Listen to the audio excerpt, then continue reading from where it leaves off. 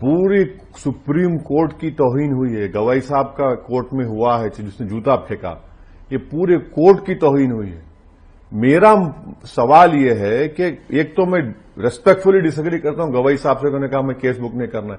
सवाल गवाई साहब का नहीं है, सवाल जो दलित को पीटा जाता है, मारा जाता है, मुंह छोड़ा तो एतराज, घोड़े पे बैठ के बारात निकला तो मारो, चमड़े का कारोबार करता तो पीटो।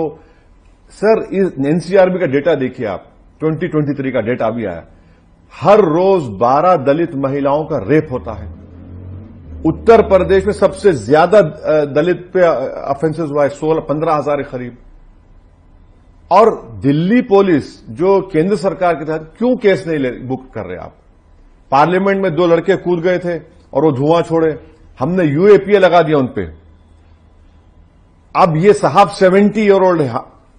रेडिकलाइजेशन का जो आर्गुमेंट है कि नौजवान रेडिकलाइज होते, अरे भाई 70 ईयर्स का आदमी रेडिकलाइज कैसे हो गया बताइए? क्या लिख रहा है? नारा लगा रहा है कि सनातन धर्म के खिलाफ भारत में इसको माना नहीं जाएगा। अरे तू होता कौन है भाई? बाबरी मस्जिद का डेमोलिशन हुआ 92 में, एक आदमी का कन्विक्शन नहीं हुआ। मुझे तकलीफ हुई, इतना बड़ा मॉब, एक का कन्विक्शन नहीं हुआ। हमने कहा कि जजमेंट गलत है। बाबरी मस्जिद का सिविल सूट, बोले नहीं मंदिर आस्था है, हमने कहा आस्था पे नहीं ले सकते, खामोश बैठ गए। ट्रिपल तलाक का जजमेंट है, हमने कहा कि गलत फैसला है। कहां हमने धर्म को लेकर किसी जज पे अटैक किया बताइए? तो ये तो गलत है ना, आज जूता फेंके कल कुछ और करेगा।